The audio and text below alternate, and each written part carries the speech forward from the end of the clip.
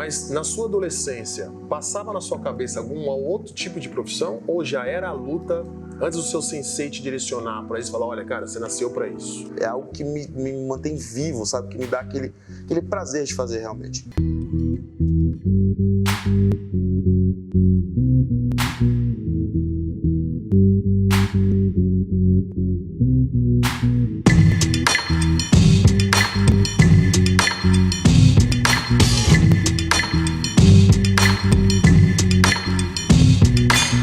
Fala galera, meu nome é Thiago Fideli, sejam bem-vindos a mais uma edição do canal Dicionário das Profissões.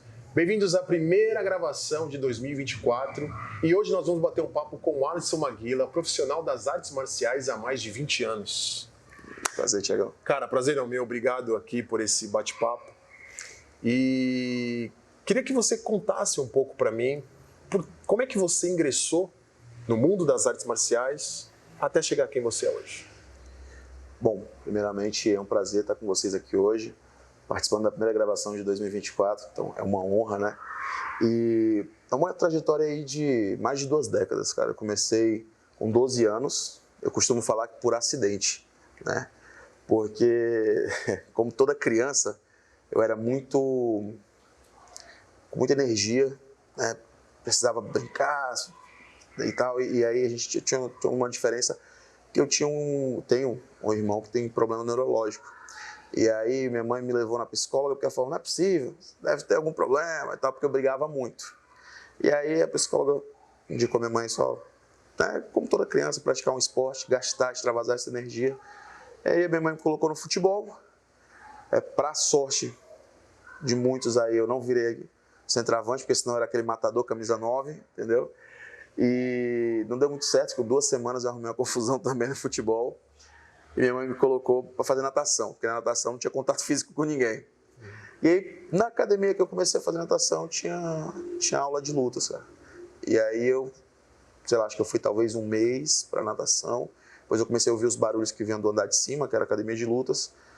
Me interessei muito, subia, então tinha dias que eu já ia para natação, já não era mais para natação, eu ia já querendo subir para ver a aula de luta. Até um dia que o professor falou assim, tava lá, olhava, ficava olhando ele.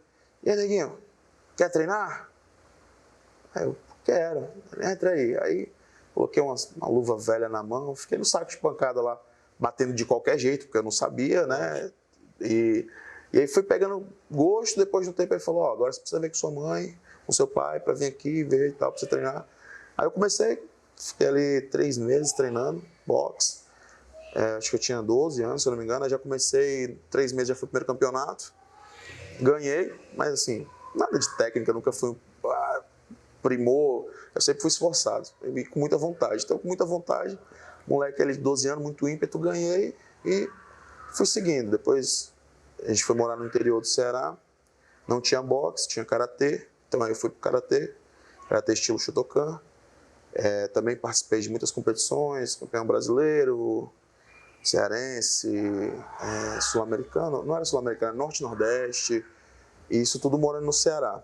Aí fiz amizade na época da escola com uma rapaziada ali que curtia luta, tinha uns amigos que curtiam Muay Thai, tinha uns amigos que treinavam Jiu-Jitsu, e aí eu comecei a colar com esse pessoal, aí comecei a ir pro Jiu-Jitsu, e pro Muay Thai, e o Karatê, fui me envolvendo cada vez mais no mundo das artes marciais, até eu chegar aos 18 anos, que aí o meu sensei de karatê na época, o sensei Lindomar, que é lá do Ceará, chegou, conversou comigo, me chamou para conversar, falou, olha, você é um moleque bom, você é muito determinado, dá para ver que você é diferente dos outros, pela vontade que você tem, você gosta realmente de fazer isso, então eu pensei bastante, se eu fosse você, eu tentaria me tornar atleta profissional.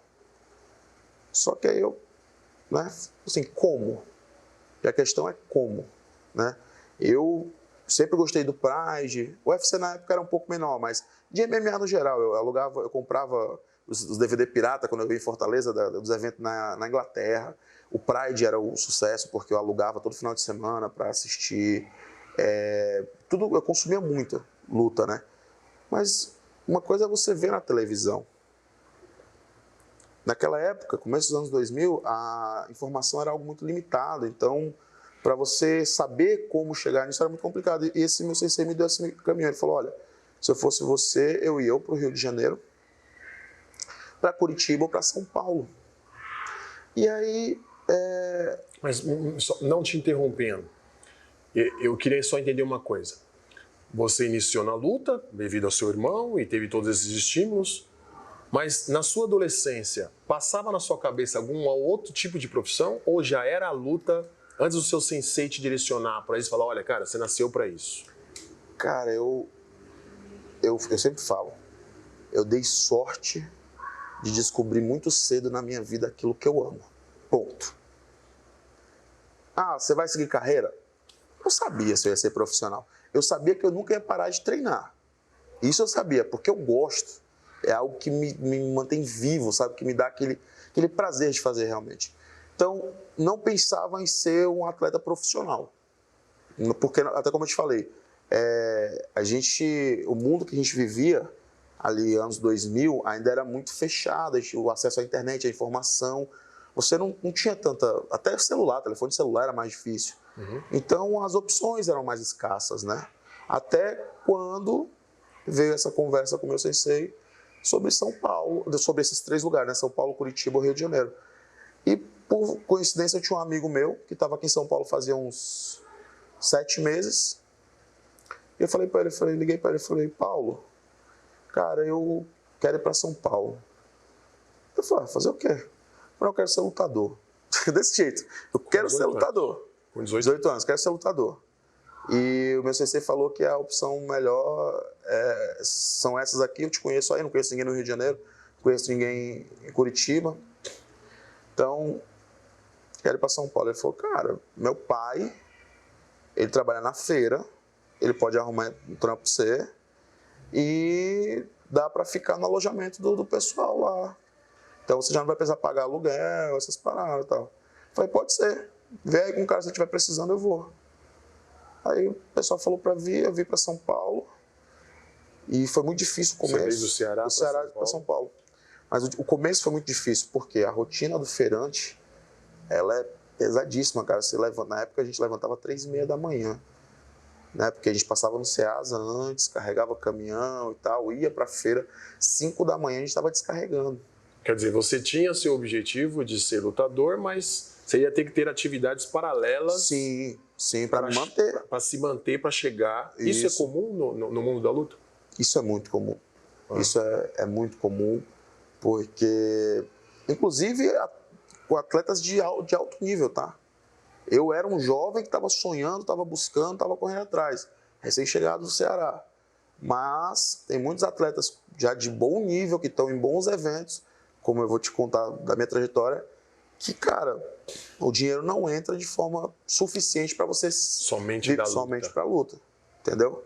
Então, assim, aí eu trabalhava na feira, passou ali, fiquei 3, 4 meses, na verdade eu fiquei 1 mês com esse cara que eu estava trabalhando. Foi a primeira vez que eu tive problema, assim, não posso falar de certa forma, racial e xenofóbico, porque como eu vim do Nordeste, e porra, pretinho, vem do Nordeste, o cara acha que você tá passando fome lá, que você não tem água, que você vai aceitar qualquer coisa aqui, entendeu? E não, minha mãe, pô, sempre foi uma mulher batalhadora, sempre foi uma guerreira, é o meu maior exemplo de determinação na vida. Então, a minha vida, posso te falar, no Ceará, era uma vida ok. Não tinha grandes luxos, mas não me faltava nada, não. Minha mãe sempre garantiu que não faltasse nada. Então, eu vim porque eu queria algo a mais. Eu queria o meu sonho, o que eu objetivei para a minha vida. Ponto. Então, meu irmão, não vou aceitar qualquer coisa, ser tratado de qualquer jeito. E aí, uma vez a gente teve uma discussão, teve um debate, e eu tinha 18 anos, mas eu sempre fui um cara muito responsável e sempre tive uma mentalidade muito forte. Então, ele começou, porque você é muito valente e você não me respeita. Eu falei, olha só, você paga pelo meu trabalho, você não paga pelo meu respeito. Meu respeito, você ganha ele me respeitando. Sim. Entendeu? E aí ele falou, ele pensou que... Ele falou, então você tem 3 dias para sair lá do alojamento. Se você não tiver, eu vou mandar a polícia para te tirar. Era uma república de quantos atletas? Não eram atletas, era a galera, todo mundo era da feira. Da feira. Todo mundo era feirante, cara. 3 quartos, cada quarto a gente tinha ali umas 4 pessoas, 12 pessoas na casa. Mas aí deixa eu entender uma coisa, você veio para São Paulo, você estava numa pensão, não pensão, mas num alojamento, alojamento. Mas e a sua relação com a luta? Então, esses primeiros meses eu não consegui treinar. Por quê? Ia muito cedo para a feira, voltava muito tarde, e eu estava em Pirituba. Em Pirituba tem um centro olímpico. Então eu fui algumas vezes, mas não bati o horário do treino, e aí só que eu fiquei, como eu te falei, um mês com esse cara, depois saí, depois dessa situação que ele falou que ia mandar a polícia, não sei o quê. O pai do meu amigo falou, não, fica tranquilo, vou ver com o irmão dele é mais tranquilo de se lidar. Pô, me colocou para trabalhar com o irmão do cara. Em um mês que eu estava com o irmão do cara, meu salário já tinha dobrado. Eu já ficava numa barraca, eu, a esposa e o filho do cara responsável por cuidar ali da barraca, porque o cara viu que eu era um cara de atitude. O irmão dele era só o tipo de pessoa que te julgava de qualquer forma e achava que foda-se. Só que não, eu entendi muito rápido que eu não ia conseguir chegar onde eu queria. Pô, eu não tinha condição de treinar. Não tinha, eu ficava muito cansado. Aí eu conheci como eu te falei um pouco antes, né? Você tem que, às vezes as pessoas esperam um grande acontecimento na sua vida para entender que é para aquilo que você está direcionado. Ah, pô, Senhor, me dá uma luz. Cara, pode acontecer, mas é muito difícil cair um raio do seu lado com a resposta no chão do que você precisa fazer. Mas eu considero essas pequenas passagens que aconteceram na minha vida como o direcionamento, cara. Sabe? O direcionamento divino. Porque, você imagina, eu trabalhava ali na feira todo dia, de madrugada, descarregando caminhão, montando barraca e tal. Um dia, a gente estava ali no Jardins, descarregando tarde. Tinha chovido muito, então a gente estava com muito barro nos braços, barro na roupa. E aí tinha um prédio da Sabesp. E aí a gente pediu pro rapaz da Sabesp lá, o segurança, se a gente podia utilizar a água para se lavar, né, cara? E ele foi, tal. Então, a partir daquele momento, a gente sempre parava o caminhão em frente, o prédio, e aí a gente sempre conversava com ele e tal. Passou ali umas 2 semanas e ele falou, pô, posso falar uma coisa para vocês? Eu falei, pode. Ele falou, cara, dá para perceber que você e seu amigo, que era o Paulo, pô, vocês são diferentes dos outros caras. Vocês conversam bem, vocês são uns meninos inteligentes, apresentáveis e tal. Cara, não é desmerecendo o trabalho de vocês, não. Mas vocês não pensaram em trabalhar em outra coisa, não? Pô, feira é pesado, né, velho? Eu falei, olha, eu vim para São Paulo para, né, ser lutador e tal, e aqui é uma oportunidade que apareceu.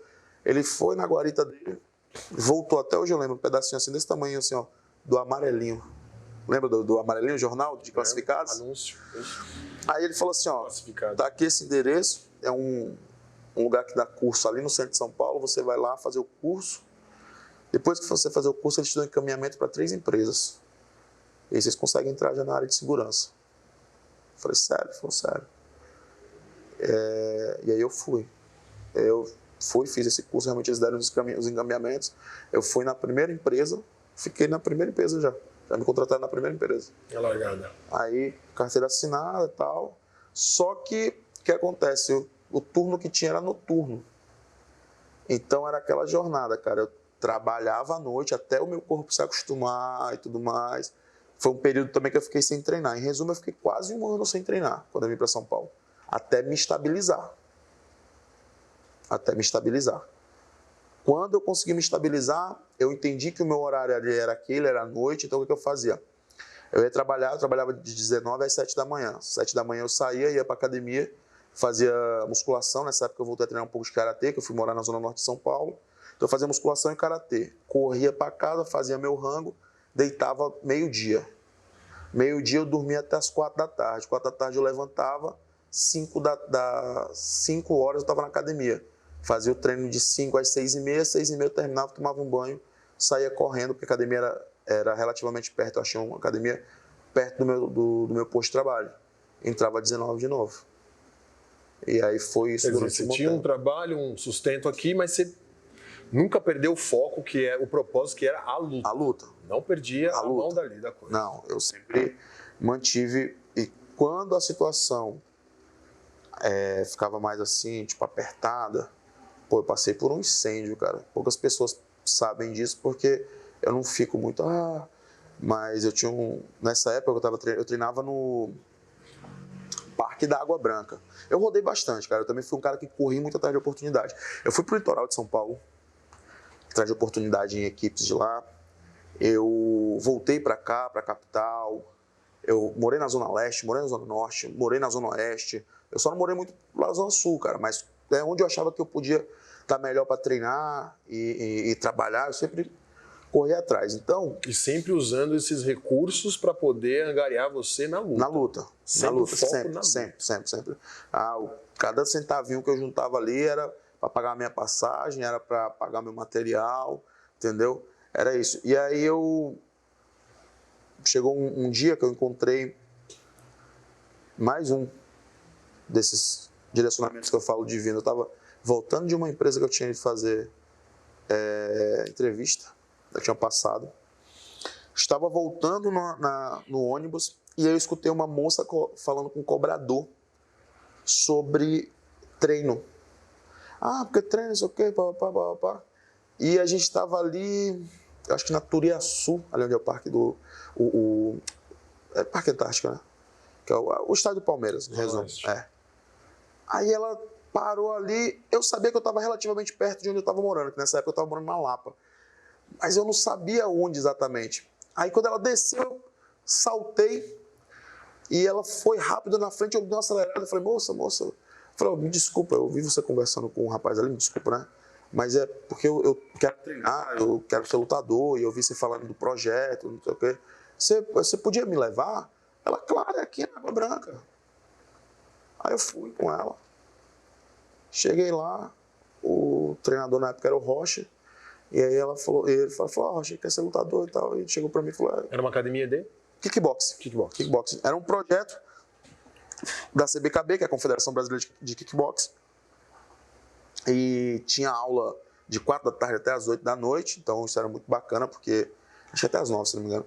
Porque aí eu podia treinar em vários horários, né? Diferente. E aí eu cheguei, o treinador falou, pô, você quer lutar? Eu falei, quero ser lutador profissional.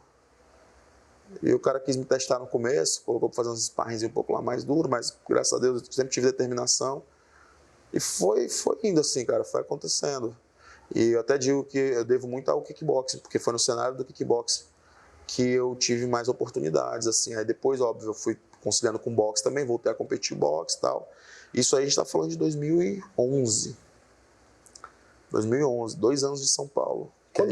Curiosidade, assim, quando que você disputou sua primeira luta, né, de MMA? De MMA profissional, registrada, bonitinha, em 2014. Esse ano fazem 10 anos, fizeram 10 anos. Como é que foi isso? Porque você tinha um trabalho, os mais diversos, que você me explicou. Sim. E você também teve correndo atrás de várias modalidades, até para você poder se preparar. Sim. Como é que surgiu a primeira oportunidade de uma luta de MMA, que era o seu objetivo, certo? Sim.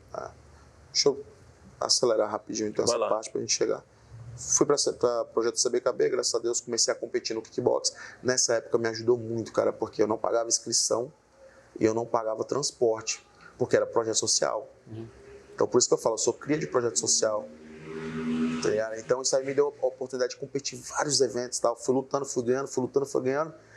Fui fixando meu nome como um dos principais atletas de kickboxing no Brasil, até que em 2013, 2012 eu tinha ganho tudo no boxe, que eu lutei aqui em São Paulo. Em 2013 eu fui treinar na IBG. A IBG é uma equipe de boxe, hoje já não existe mais, infelizmente, seu finado Eduardo Melo era a pessoa que bancava esse projeto maravilhoso em Santana do Parnaíba. E era um cara um empresário que tinha muito recurso, e ele injetava e ele falava, o sonho dele era fazer um campeão mundial. E ele fez.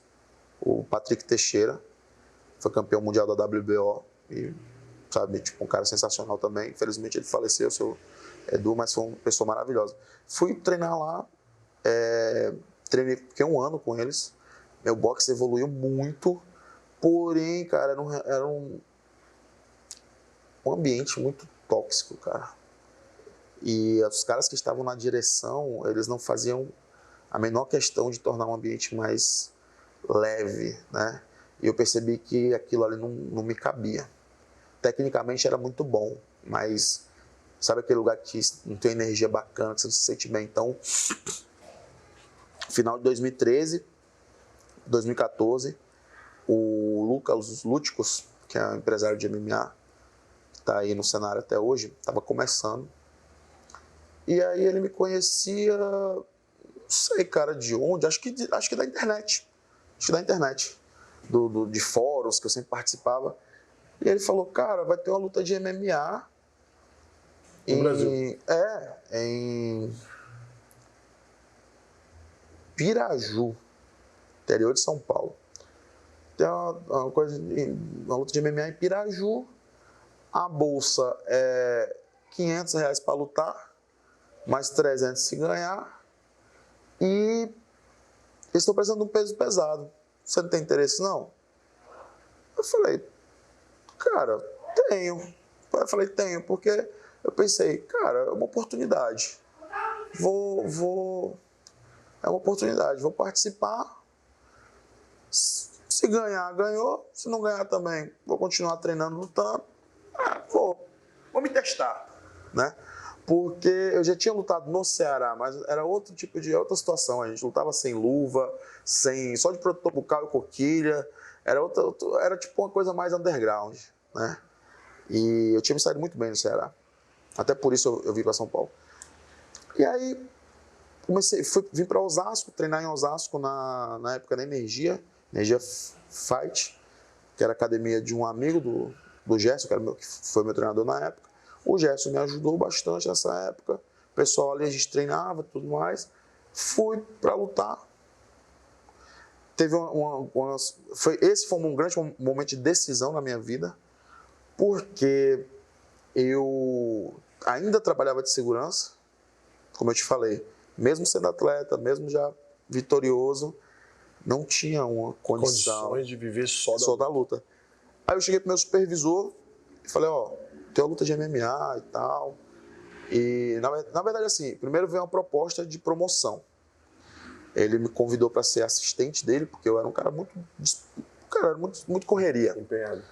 Então, às vezes ele falava, preciso implantar um posto em tal lugar, você pode ir? Cara, tô dando problema em tal lugar, você pode? Vamos. Eu sempre fui um cara assim. E aí ele falou, velho, tô precisando, vai abrir uma vaga para assistente aqui, supervisão. Eu tava pensando em te indicar, porque você é um menino, muito bom, muito desenrolado, não sei o que, tal. Ele falou, só que é o seguinte, se você pegar essa vaga, eu não consigo mais te liberar para ir para essas lutas, essas coisas aí que você faz, não. E aí? Na época, eu acho que era papo de uns quase 2 contos de salário, mais uns benefícios e tal. Isso era 2014. 2 contos era um bom salário, 2014. Sem dúvida. E aí eu pensei, mas falei, cara, eu não larguei minha mãe lá no Ceará, meu irmão, minha família, para ser supervisor, para ser assistente. Eu deixei eles lá por um objetivo, por um sonho, cara. E se eu me desviar, eu vou estar mentindo para mim mesmo. E aí eu agradeci ele, mas eu falei que não ia aceitar. E aí eu pedi para ser mandado embora. E aí a empresa não me mandou embora, me sacanearam e tal. E aí eu simplesmente abandonei, cara. Larguei de mão. E eu pensei, cara, eu vou receber R$800. Para mim era o seguinte, a luta é R$800. Já não existia a condição de, se ganhar, não. É R$800. Chegou lá no dia, faltando 2 dias para a luta, trocaram o adversário, porque eu ia lutar com... Era Bruno alguma coisa o nome do menino. Só que era o seguinte, eu ia lutar com esse Bruno, né? E o professor dele, o Cristiano, ia lutar com um atleta que na época vinha da escola do Lioto Matida, que era o Fábio Vasconcelos. Quando o Fabão chegou lá, Fabão era um brancão, gigante, blindado. O cara olhou pra mim, gordinho, cara de bobo, trocou, colocou o Fabão para lutar com o atleta dele e vai querer lutar comigo. Acontece essas coisas. E aí? Porque, né, ele era o cara da casa. Irmão, já viu aquela frase, né? Ele é grande, mas eu sou ruim. Eu lembro que foi muito engraçado porque o Cristiano Catala, ele deve ter 1,93 m, um negócio brancão, bolado. Mas, pô, pra mim, tamanho nunca quis dizer muita coisa não, velho. Porque eu sempre lutei de pesado e eu sempre fui um dos menores pesados. Eu tenho 1,84 m. Só que eu tenho uma envergadura muito boa. E eu tenho um pensamento que é o seguinte, que eu sempre compartilho com a galera. Às vezes o pessoal acha que é polêmico, mas é porque eu falo, às vezes é uma brincadeira com fundo de verdade. Peso pesado é bunda mole. Peso pesado é bunda mole. Por quê? Porque ele está acostumado a ser o maior que tem na academia, pô. Ele está acostumado a bater em todo mundo que tem na academia. Então, quando ele vê do lado de lá um outro cara tão grande quanto ele, que, ó, pum, mete a mão, o cara assusta, porque ele não está acostumado com isso, não. Então, o que acontece? Eu falei, não, tô nem aí, vou para dentro. Eu lembro que uma das donas do evento nessa época chegou para mim e falou assim, você que vai lutar com o Cris, né? Aí eu, tipo, Ela, ele é grande assim, mas ele é gente boa. Aí eu, tá. Tipo, não vai fazer diferença pra mim, eu vou meter a porrada nele do mesmo jeito. Vai apanhar tipo, do mesmo jeito. Ela, porque ele só vai tá. E aí, velho, no outro dia, isso foi um dia antes, né, de apesar. No outro dia, eu, mano, passei o carro. Era uma faixa preta de jiu-jitsu, mas ele não conseguiu me colocar pra baixo. Eu tava com a defesa muito boa de queda ali e tal. E muito afiado, o boxe estava muito afiado. Atropelei, cara, foi uma luta muito boa. E aí, depois disso, veio o problema que até hoje, graças a Deus, os meus atletas eu consigo fazer com que manobrar para não passar por isso. Mas aí veio o problema que foi um grande marco da minha vida, né? Como atleta. Problema com dinheiro. Porque eu larguei tudo. Meu aluguel era R$400. Eu tinha 800 garantido. Para mim era 800. Então eu tinha 2 meses de aluguel pago. Como que eu ia fazer para comer? Não sei. Como que eu vou fazer para me transportar? Não sei. Deus proverá. Eu tenho que ter fé. Tenho que ter fé em mim, arar o meu campo, preparar e ele vai mandar chuva. E foi isso que eu fiz. Ganhei a luta. Saí do evento. Pessoal, então a gente tem 2 semanas para pagar. Eu falei, putz. Eu pensei que os caras iam pagar depois do evento. Cara, sabe quando eu vim receber esse dinheiro? Nunca. Eles me pagaram acho que R$400. Pra você ter ideia, eu não tenho um vídeo da minha primeira luta de MMA porque eles não pagaram o pessoal da filmagem. Eu queria entender uma coisa. A luta, para você poder ficar e ter um caminho longo, é um esporte de elite? Digo, você tem que ter um financiador por trás de você? Porque eu entendo que existem 2 lados. Ou tem alguém te financiando, um pai, uma mãe, um tio, alguma coisa, ou é o seu caso. Tipo, cara, se vira, arranja um tempo de segurança, faz alguma coisa, mas você tem que cruzar isso para você se manter. Então, Thiagão, é assim, as lutas, eu costumo falar isso sempre, as lutas, assim como artes e outros esportes, são uma ferramenta de inclusão e de ascensão social. Então, não é algo, não é um esporte de elite, é um esporte que pode estar na comunidade, sabe, para quem vem de baixo, vai te ajudar muito. Agora, você viver disso e para isso, aí já é mais difícil. Não te cortando, porque eu já tive algumas lembranças, assim, falando contigo aqui, pessoas que vão participar, até representando o nosso país em Olimpíadas, que comunidade tem que fazer vaquinha para pagar sim. a passagem dessa pessoa. Eu falo, como é possível isso? Tipo, então eu fico pensando, não só do MMA, mas do jiu-jitsu, do karatê, do kung fu, dos demais lutas, a pessoa que quer viver disso. Você tem que... isso é hoje o que eu faço, né? Hoje eu estou no meio da transição ali de atleta para treinador, mas eu também faço trabalho de manager, de agente.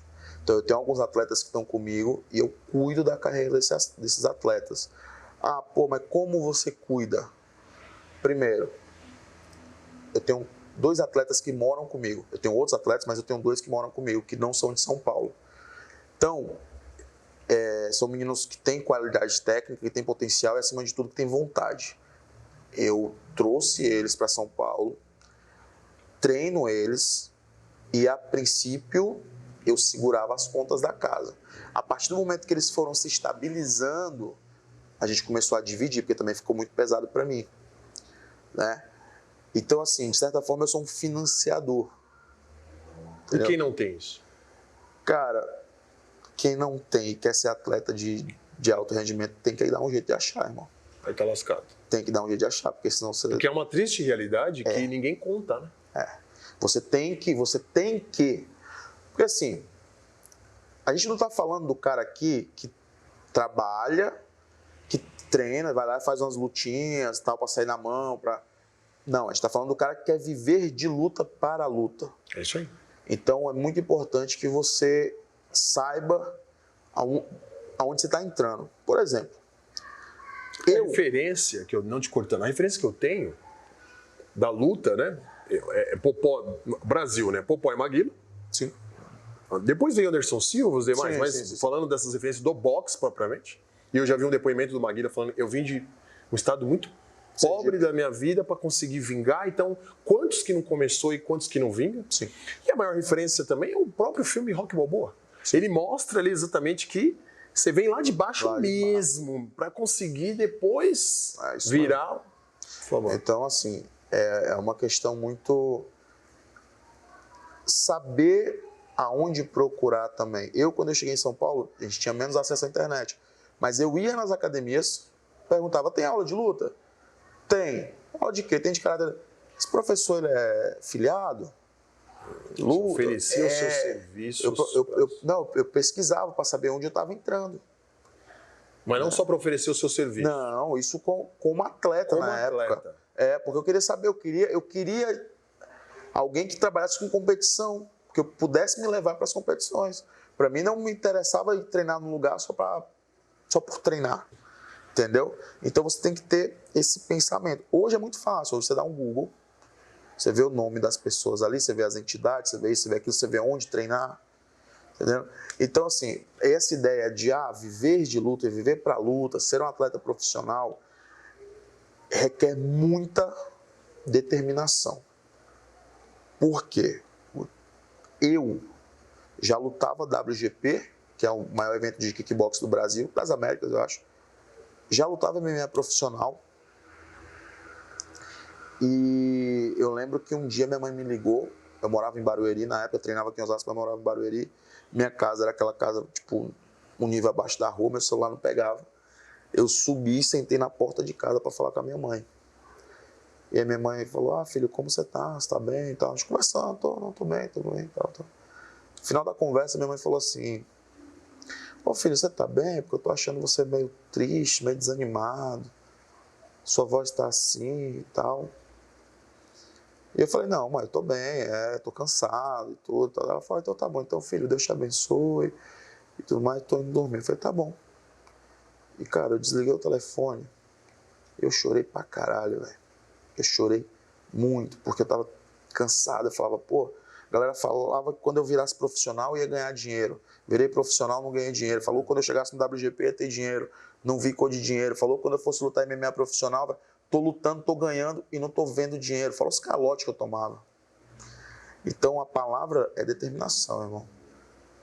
E saber andar, procurar os lugares certos que vão te fazer crescer. Porque, assim como tem muito picareta, tem muito cara que não sabe o que está fazendo. Uhum. Às vezes não é nem que o cara é picareta, o cara só não sabe o caminho. Uhum. Entendeu? E aí, para quem quer, como eu falo, não é um esporte de elite. Não é um esporte de elite. Né? Mas, pelo contrário. As lutas em si, você vê a galera que vem de baixo, vem da periferia, a galera que tem fome. Você tá entendendo? A galera que quer crescer. Uhum. Que tem uma história de vida difícil, porque, irmão, não é fácil. E quando eu falo não é fácil, eu não estou me referindo a lutar, a entrar ali 15 minutos e trocar porrada. Essa é a parte mais tranquila. Porque o cara te bate e você bate de volta. E aí? Não é fácil, é ter a determinação de levantar cedo e treinar todo dia. De correr quando você está sentindo dor nas pernas. De fazer jiu-jitsu quando você está com dor nas costas. De limitar a quantidade que você come, porque o teu peso não pode subir para você lutar, para você bater o peso da tua categoria. Então, esses pontos que são os pontos mais complicados. Quando você olha para a sua vida, a gente faz um reflexo desde quando você, obviamente, subiu no ringue e você decidiu viver da luta. Onde você acha que você acertou e você errou? Se pudesse fazer um resumo aí, tipo, olha, eu acertei aqui e errei aqui. Cara, eu acertei. Eu acho que eu acertei na escolha das pessoas que me cercam. Então, por exemplo, eu tenho meu sensei Fabio Yoshinaga. Até hoje eu vou ter sempre a gratidão eterna por ele, por tudo que ele fez por mim, uma pessoa maravilhosa. Tive outros treinadores nesse processo, que hoje a gente não trabalha mais junto, mas como treinadores tem seus méritos, suas qualidades, às vezes a gente divergiu em certos pontos, né? E sendo bem sincero com você, bem sincero com todo mundo que está assistindo, principalmente para aqueles que querem ser atletas profissionais, não só de luta, tá? Não só de luta, mas o atleta em si, ele é muito cobrado, principalmente quando você é de um esporte individual. Onde eu acho que eu me perdi muito e eu errei, e depois com o tempo eu enxerguei isso, foi na mulherada. Mulher. Por quê? Pô, você é um pretinho, você não é ninguém, sem grana, vindo de baixo. Ninguém te dá moral, irmão. Ninguém te dá moral. Aí você começa a lutar, começa a ganhar, o shape melhora, você começa a dar aula, você começa a ser visto, você começa a ser ouvido. Vira destaque. Você começa a ter um destaque, as oportunidades vêm. Boas e ruins, né? Boas e ruins. Então, por exemplo, não estou falando aqui que todo mundo tem que virar casto, tem que ser santo, não. Mas, por exemplo, uma noite que você sai num rolê e no outro dia você vai de manhã para a academia treinar, seu rendimento... Você acha... Eu com 23 anos achava que eu estava bem, que eu estava treinando bem, que eu ia render. Mas aí depois, hoje em dia eu penso, e se eu não tivesse ido? Será que eu não ia ter rendido muito mais? Você entrou num bom ponto. O que é crucial na carreira de um profissional de artes marciais para ele ser bem sucedido? A última coisa, eu vou falar a última coisa, o que ele menos precisa. O que ele menos precisa é habilidade. O que ele menos precisa é habilidade. Ele tem que ser um cara resiliente, primeiro ponto, porque ele vai tomar muita pancada e não é a física é mais fácil de lidar. Então tem que ser um cara resiliente, né? E eu falo, tem que ser inteligente, irmão. Lutador burro não se cria. Você tem que ser inteligente. Inteligente sobre aonde você vai treinar, com quem você vai treinar, quem vai te agenciar, o que você quer, certo? Porque às vezes o cara quer o boxe. E aí as oportunidades no boxe não estão vindo. Mas tem o MMA. E no MMA ele tem condição de ser atleta profissional. E de ganhar, de subir na vida também. Entende? Então, você tem que pegar todos os pontos, fazer uma somatória e ver o que se encaixa melhor para você. Quando alguém assiste, que nem eu, assim, ou vários, você liga a televisão e você vê lá um evento do UFC, dos mais famosos que existe no mundo. Você vê lá, então, Anderson Silva, Joe Jones, os demais em si, lutando lá. Só que a gente, para muitos, aquilo ali é uma ficção. Por que ficção? Na minha visão, como espectador, telespectador, eu tô olhando aquilo ali como, pô, legal, olha que legal os caras num combate. Agora, você que é do meio e você que respira isso, o que acontece por trás daquelas câmeras que ninguém conta? Depende, irmão. Aí tem muita coisa. O business, né? Tem muita coisa. Sim, mas a minha pergunta é, porque eu sei que existe a ficção e a realidade. Tem muita gente que acha que o MMA é só porrada. Não. E é esse ponto que eu quero entender contigo, tipo... Não. Por exemplo, você tem... O MMA é um negócio. O MMA é um negócio. Então, para o cara chegar ali no UFC, ele teve toda uma construção de carreira. É isso que eu quero. Entendeu? É exatamente então, isso. por exemplo, ele começou, fez a primeira luta, a segunda luta, ele tem que ter um agente, o cara que está pegando as melhores lutas, as melhores oportunidades para ele. Hoje, por exemplo, eu entendo mais do business também. O cara tem que ser alguém interessante, de um mercado interessante. Então, por exemplo, por que hoje é mais difícil para um brasileiro entrar no UFC do que para um europeu? Porque o Brasil é um país de moeda fraca, certo? Real é fraco frente ao dólar. E já tem muito brasileiro dentro da organização. Entendeu? Então, se você olhar, a quantidade de eventos que o UFC manda aqui no Brasil são muito poucos. Entendeu? Então, quando você é europeu, por exemplo, o Ilia Topuria acabou de ganhar o cinturão do UFC, ele é georgiano, mas é radicado na Espanha. Os caras já estão doidos para fazer um evento na Europa, ali na Espanha ou na Inglaterra, porque sabe que o público vai para torcer pelo seu campeão.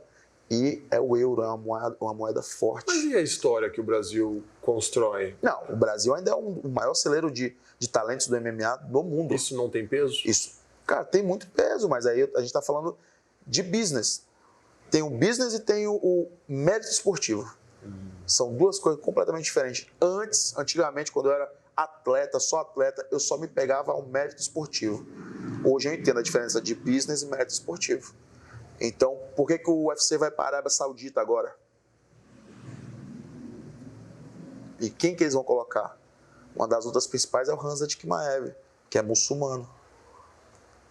Explorando novos mercados. Exatamente, mas explorando novos mercados com um herói local, aquela pessoa que o público médio vai se identificar. E locais que têm dinheiro. Então, isso é o que rola por trás. Por exemplo, agora, vou te falar uma situação que aconteceu agora, muito esquisita, mas que me fez refletir. Brasileiro, um menino de 20 anos, eu não vou lembrar o nome dele agora, ele foi fazer a estreia dele no UFC. Ele contra o André Mascote. O Mascote eu lembro o nome, porque daqui eu conheço. E aí o moleque, primeiro round foi para ele, o segundo round ele estava ganhando. Ele foi dar uma mordida por trás do bíceps do André Mascote. Imediatamente o Dana White falou um monte e mandou ele embora do UFC, demitiu. O moleque teve a bolsa retida pela comissão atlética. Estou falando que ele está certo? Não. Nunca tinha visto isso. Tirando a mordida do Tyson no Holyfield, nunca tinha visto isso. Só que olha o business agindo. Quem é o menino? Ninguém. É mais um atleta, não tem peso nenhum. Conor McGregor lançou uma cadeira num ônibus onde estava o Khabib Nurmagomedov. Lançou uma cadeira, quebrou o vidro. Teve gente que se feriu, teve atleta que teve que sair da luta porque caiu o vidro dentro do olho do cara. O que aconteceu com o Conor? Nada. Por que já era o Conor McGregor? Você tá entendendo? Então, tem essa diferença. O que eu gosto de fazer com os meus convidados, que é o seguinte: eu tenho 18 anos de idade, 17, eu sou cru, não tenho experiência alguma de luta.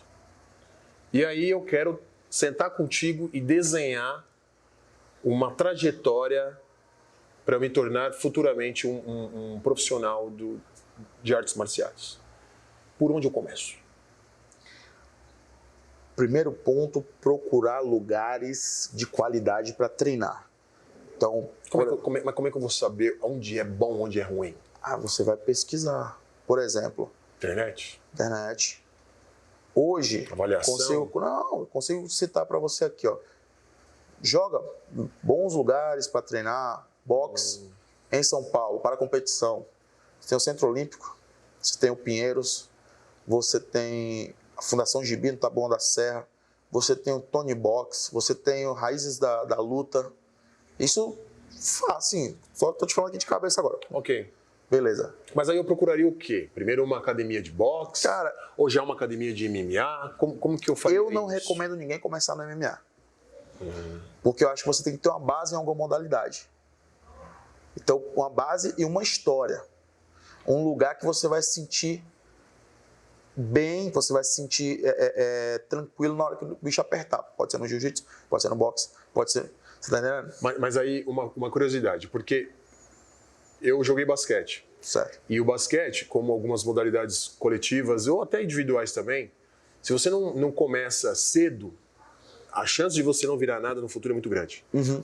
O mundo da luta é igual? É igual. Porque você começou aos 12. Mas aí, o Massaranduba que chegou no UFC começou com 28. Então. Você tá entendendo? Então depende muito da evolução que você vai ter em cada um desses caminhos. Então a primeira coisa, eu procuraria lugares uma modalidade individual e treinar num lugar de boa qualidade, boa referência. Pode ser o jiu-jitsu, pode ser o boxe, pode ser o kickbox. Treinar todo dia e começar a participar de competições. Daquela modalidade. Certo. E depois? Pegou a experiência, depois, em paralelo, eu já posso treinar um jiu-jitsu. Vamos supor que eu fui para um boxe e estou competindo no boxe, estou lá, firme, eu posso treinar um jiu-jitsu. Não preciso lutar, mas preciso treinar para ter noção. 2, 3 anos de maturação aí, você tem um atleta que pode estar lutando MMA. Quando a gente fala de MMA, obviamente o UFC é a maior referência. Sim. O idioma inglês, hoje, para um lutador de MMA, é fundamental? É um diferencial ou não? Cara, eu sei que você fala inglês, mas me diga aí. Então, eu não vou falar fundamental. Por quê? Porque você pode sim ser um atleta, entenda a diferença. Você pode ser um atleta de MMA sem falar nada. O Alex Pereira, o Poatan, inclusive é campeão agora do meio pesado, ele foi campeão do peso médio e meio pesado. Ele é um cara que não fala muito. Ele fala português, não fala inglês. Mas ele é um cara nocauteador, ele é um cara impressionante pelas atitudes dele no octógono. Isso vende junto com o semblante dele fechado e tal. Mas se você quer ser um showman, um cara que faz dinheiro, que arrasta o público, é imprescindível que você consiga se comunicar com esse público. Então, o inglês é um diferencial muito valioso. Porque quando eu falo para você, é uma coisa. Tem emoção na minha voz, tem entonação. Quando eu falo e o Thiago vai traduzir, perde metade da carga aqui, ó. Seja da carga de polêmica, da carga de emoção, seja do que for, tá entendendo? Me fala uma coisa, é um esporte que tem mais homens do que mulheres. Sim. E como é que você vê isso? O mundo feminino está crescendo no mundo do MMA, da luta? Cara, eu acho que é o que... É que assim, ó, vamos lá. Hoje, o MMA feminino tá forte. Está no UFC, tem as categorias de peso, não tem todas, né, porque é um pouco mais limitado. Mas eu digo até que o caminho para uma mulher que quer chegar no UFC, ele é mais curto do que para o homem, porque tem menos competitividade, entendeu? Ah, mas também tem menos oportunidade de luta, depende. Depende muito de quem te agencia, de onde você tá. Você tá entendendo? Então, assim... Curiosidade, existe trans no mundo do UFC? Cara, no UFC não. Não. No UFC não. No MMA eu posso dar uma pesquisada, porque lá pro lado da Rússia, eles fazem uns negócios meio loucos. Já teve homem lutando com mulher e tal, influencer, essas coisas. Mas que eu saiba, não. Eu tô tentando lembrar de cabeça agora, porque eu acho que teve um caso, mas não foi no UFC, porque o UFC é o evento. O evento. O MMA é a modalidade. Não, sim. Mas eu vou ficar te devendo essa, porque eu não tenho certeza. Uhum. Mas no UFC não. É o caminho mais curto, melhorou. E hoje, eu não vejo a galera com questão do preconceito em relação à luta feminina, né? Eu vejo a galera sim, que é bom, o que entretém, o que vende. Por exemplo, o UFC extinguiu a categoria deles de homens até 57 quilos. Não tem mais. Por quê? Porque não vendia. Os caras querem ver o maluco bater o outro cair. Os peso leve, por mais que o cara fosse... Peso leve não, leve no sentido de... mais, né? Porque na verdade é peso mosca. 57 quilos. Não tinha esse impacto todo, entendeu? Então eles extinguiram a categoria. Não tem mais. Tem em outros eventos, mas no UFC não tem. Então eu acho que assim, enquanto as mulheres estiverem vendendo, vai estar forte. Então eles precisam de estrelas. Como que você enxerga o futuro da sua profissão? Como que você enxerga o futuro das artes marciais? Cara, eu como eu falei, estou fazendo aquela transição de atleta para treinador, mas eu também gosto muito da parte de gerenciamento, de manager, né? Eu me enxergo como uma figura diferenciada nesse meio, porque eu sempre fui um cara muito analítico, então eu consigo pegar as informações ali, junto com as minhas experiências de vida, e dar uma trajetória bacana para quem está comigo. Eu acho que o meio nos esportes no geral, sempre tá crescendo. O MMA está crescendo bastante, tem mercado, cara. Financeiramente também está melhorando bastante lá fora. Aqui no Brasil, infelizmente, ainda não, né? Só que assim, eu acho que vai continuar expandindo, principalmente com essa ideia recente das celebridades e subcelebridades estarem fazendo lutas. Eu acho que isso aí vai contribuir. Você vê isso com bons olhos? Como negócio, Popó versus sim. Bambam. Vamos lá. Tem duas linhas de pensamento. O Alisson Maguila, atleta. O Alisson Maguila, manager. Né? Como atleta, eu não gosto, porque eu acho que quem deveria ganhar os holofotes é quem são os verdadeiros lutadores. Que tá ali no meio, né? Sim, ponto. Mas como manager, como businessman, cara, é sensacional. Por quê? Os caras têm público. Se tem público, tem mídia, se tem dinheiro.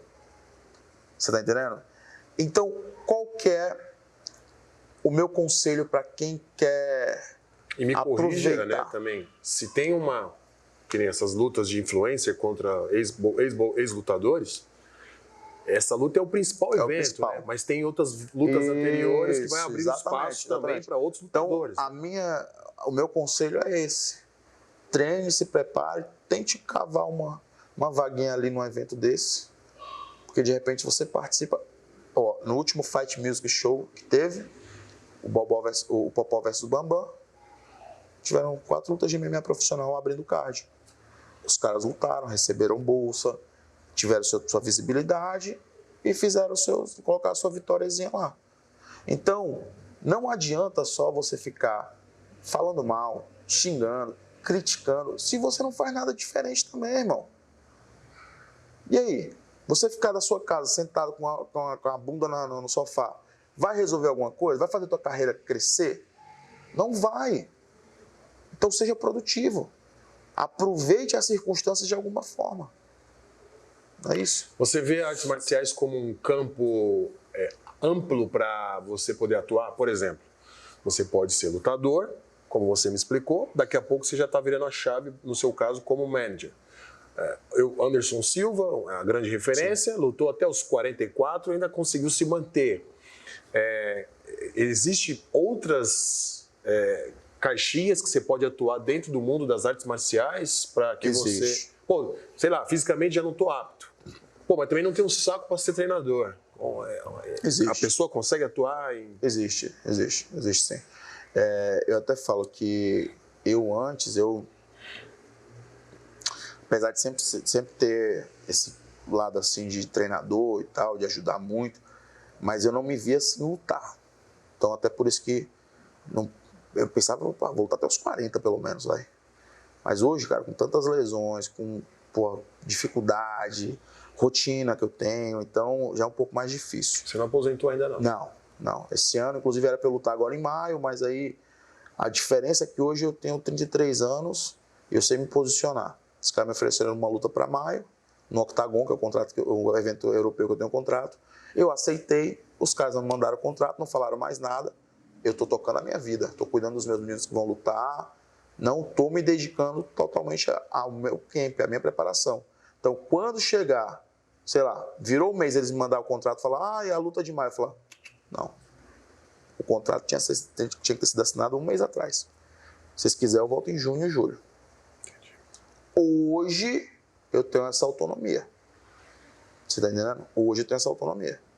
E eu trabalho os meus atletas para que eles também tenham essa autonomia. Essa maturidade. Entendeu? Como que eles vão ter isso? Não ficando ferrado financeiramente. Porque o que eu já vi de atleta se prejudicar por aceitar oportunidade ruim, furada pelo dinheiro, não está escrito. Se você pudesse reescrever a sua história, ficção aqui, tá? E pudesse mudar alguma coisa desde quando você ingressou no mundo da luta, você mudaria alguma coisa? Cara, mudaria. Teve uma decisão que eu tomei como atleta que foi uma decisão que me prejudicou muito, que foi ter fechado com, na época era ACB, hoje é ACA, que é um evento russo. é que isso me prejudicou muito, cara, porque eu fui pra lá numa época que pra você ganhar lá, quem lutou lá sabe, só matando o cara. Se você não matasse, era perigoso o cara levantar ele do chão e dar a vitória. Então eu tive 2 derrotas nesse evento de formas bizarras e isso acabou comigo, cara. Inclusive uma delas, o dono do evento sentou na mesa comigo, pediu desculpa, falou que o árbitro estava errado realmente, que eles iriam me pagar o bônus de vitória e que aquilo não iria valer no meu contrato. Aquela luta é como se não tivesse existido. Mas existiu porque está lá no meu cartel como derrota. Você está entendendo? Então, eu estava muito próximo do UFC, só que situações, meu filho tinha acabado de nascer, eu me sentia pressionado, eu mesmo, por dar uma situação estável de vida para o meu filho, me sentir, sabe, um homem provedor. Então, eu tinha uma escolha, que era o pessoal do UFC, o Giovanni Decker na época procurou meu empresário, ele queria que eu fizesse mais 1 ou 2 lutas para ir para o UFC, ou eu fechava com o mercado russo. Os russos já chegaram com os dólares na mesa, com o contrato, e aí eu não pensei 2 vezes, fechei com o mercado russo. Isso hoje eu teria mudado, porque eu não sabia realmente onde eu estava entrando. É o que eu falo, eu tenho um atleta, você conhece ele, o Carlos, os caras já me ofereceram, como ele é um moleque novo, grande, pesado, os caras já me ofereceram $5 mil para ele lutar na Rússia. Eu falei, não. Por quê? Porque vai ferrar a carreira do meu atleta. Ele é um moleque de 23 anos. Daqui a pouco ele faz uma luta valendo 50. É isso aí. Você tá entendendo? Então, desde que ele não esteja apertado financeiramente, que ele não fique, né? Até porque tem você por trás, dando uma força. Entendeu? A gente não vai precisar pegar essas oportunidades, essas oportunidades merda, no caso. Não precisa pisar no terreno que você pisou, né? Entendeu? Eu acho que assim, não é que você vai poupar os caras de tudo. Não. Mas tem coisas que também eles não precisam passar, porque aquilo ali influencia diretamente na carreira deles, né? Nos resultados. Cara, obrigado por esse papo. Eu que agradeço, irmão. Para a gente fechar, queria que você deixasse uma mensagem aqui para quem nos assiste. À vontade.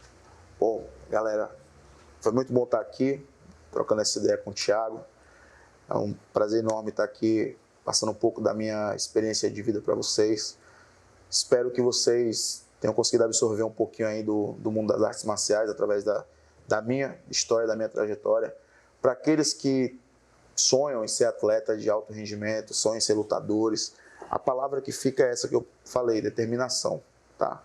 Vão ter momentos de muita dificuldade, momentos que vocês vão estar se perguntando se é isso mesmo, se eu vou seguir essa trajetória, né? Mesmo as vitórias vindo, mesmo os títulos vindo, o dinheiro vai demorar para vir, o reconhecimento também, mas se é isso que você ama fazer, se é isso que te faz sentir vivo e você realmente quer ter a determinação de continuar, de permanecer, independente do resultado, seja bom ou ruim, continue e persevere. Essa é a mensagem. Mais uma vez, obrigado por esse bate-papo aqui nosso. Espero que vocês tenham gostado. Inclusive, aqui embaixo na legenda estará aqui o seu Instagram. Se alguém precisar chamar você, dá para bater um papo, tirar alguma dúvida. Legal? Quero pedir também para vocês curtirem, compartilhar, se inscrever aqui no canal e trazer aqui sugestões também para a gente conseguir, com certeza, sempre estar melhorando nossos conteúdos. Também quero pedir a você que me sigam lá no Instagram, Thiago Fidelis com 2 S no final. Ali eu uso o Instagram e o YouTube aqui para a gente fazer um bate-papo e interagir exatamente aqui com o canal. Cara, obrigado de novo. Valeu, irmão. Tamo junto. Valeu, gente. Tchau, tchau. Show, cara, isso aí, velho. Tá. Mandou brasa. Peraí, a gente tem. Vou fazer só a chamadinha. Eu sei que você. É. A chamadinha. Verdade. Mas é isso aí, cara. Porra, meu. Então. É que tem conteúdo pra gente conversar há muito tempo. Vai longe, cara. Mas são 20 anos de história, né, pai? Eu falei pra você. Concentra num ponto. Você quer tudo, dá não, pô.